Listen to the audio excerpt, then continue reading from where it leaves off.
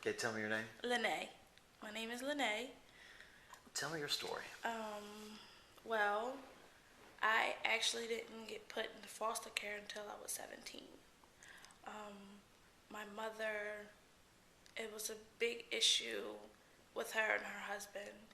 He molested my sister as well as myself and actually raped me repeatedly since I was 12 to the age of 16. I had gotten pregnant when I was 16, but I had a boyfriend at the time, and my mother made me get an abortion. And after the abortion, about I say probably a month later, my boyfriend's cousin, which was a police officer, he told him everything that was going on. So my mother had to come to the police station. He got locked up that same night, January of 2004. The next day, my mother, she woke me up in the morning, early in the morning, and told me to tell her what happened. I wasn't ready to tell her what happened because repeatedly going over it with the police and my statement, I just wasn't ready to tell her. And ever since that day, she never spoke to me again. She just abandoned me. And I was just in a state where I couldn't take it anymore. I was depressed. I couldn't eat. It's to the point that I had to take care of myself, and I had to worry about my little sister, and to the point where I wanted to come to Delaware to see my father. Now, my father wasn't ever really in my life, but I needed a place to go. It didn't work out with him right away, so I went to my grandparents. It didn't work out with them until the point where me and my sister both got put in foster care. So you left. You left with your sister. Well, actually, I left first, and then I went back and got my sister. How She old wasn't was ready she? to come. She was 16. Right. So we got put in foster care. The lady seemed nice at first, but it kind of seemed like it was about the money. You know, like I was about to be 18 in a few months, graduating high school, and I kind of felt like, okay, I know this woman really doesn't care about me. You know, what can I do to to be a role model for my sister, to show her that you can be strong and still be successful in the real world. So we got kicked out of our foster place, our foster home, for reasons that I can't even remember right now. We got put into a shelter. I couldn't stay there for long because I was already 18. And that's when I heard of the West End Neighborhood House program called Lifelines. They take kids exiting out of foster care and put them in homes where you still have to pay rent, you have to have a job, and you have to go to school. Yeah. So I thought of it as an opportunity to show my sister that even though we went through what we went through, we can still be successful in life. What did you need? Honestly, I needed somebody to talk to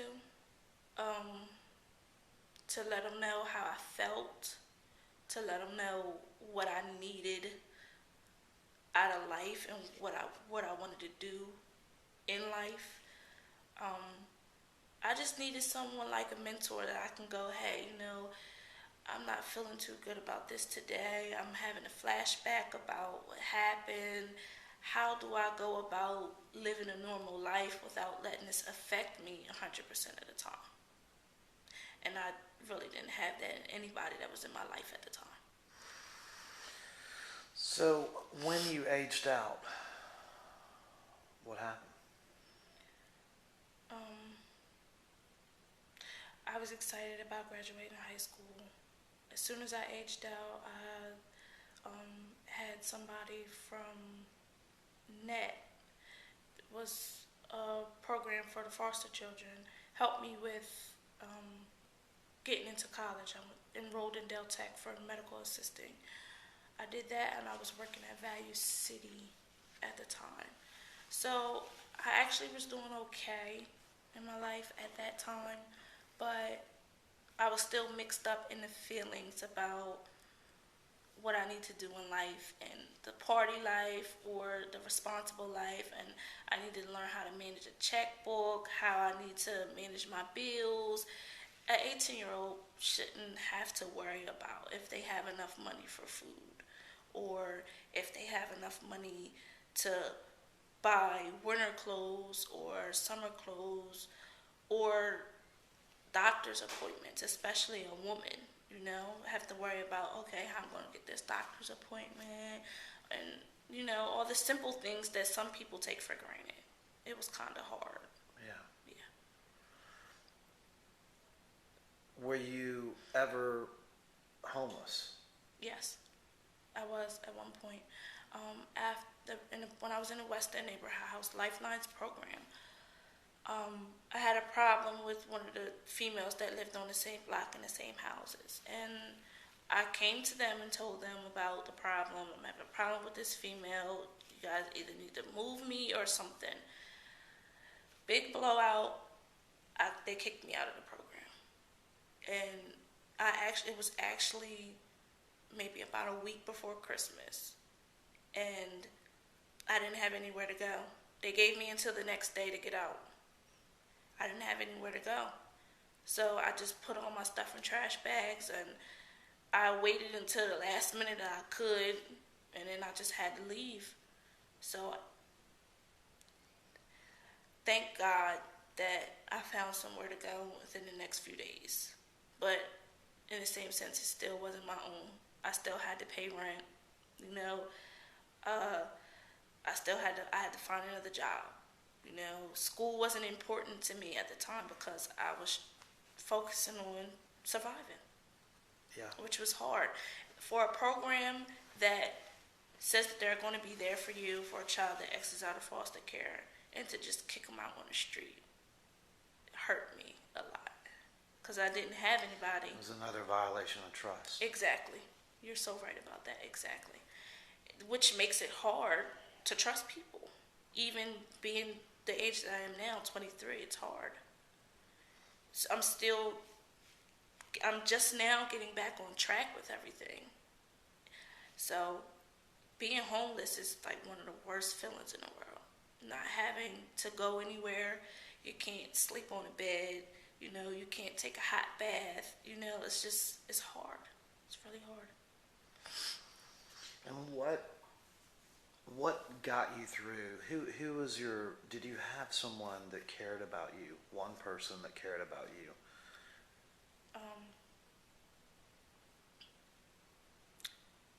At the time, I didn't really. The guy that I was with really didn't care. But it introduced me to another guy that actually really, truly cared about me. He went through the same things that I went through, some similarities. So he taught me a lot. He showed me that you have to be strong in life no matter what you do. He actually gave me a place to stay, and said, what, if you don't have money for food here, eat this, what do you need? Do you need this? Do you need that? I got you. Don't worry about it, I actually started to trust him, and till this day we were together for 3 years, and I love him, and I would never think that I would find somebody like that actually related to me on everything that I've been through and how I felt about certain things and being in foster care, because he was in foster care too, so we could talk about stuff like that. And I love him, and he's like my best friend. Yeah, it's good. Yeah.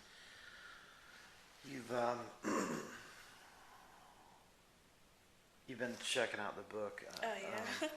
And one of the things the Orange Duffel Bag Foundation does is they give the kids who are aging out and graduating from their program a duffel bag, orange duffel bag with a Mac computer, cell phone with time on it, toothbrush, toothpaste, socks. If you could put 5 things, you said you left with your trash bag. You left with your orange duffel bag, basically. Right, exactly. If you could put 5 things in an orange duffel bag for a kid aging out, what 5 things would you put in that bag? Because you've been there. What 5 things? The most important thing. Let's see. I would most definitely put a gift card in it with at least $500 in it for the child.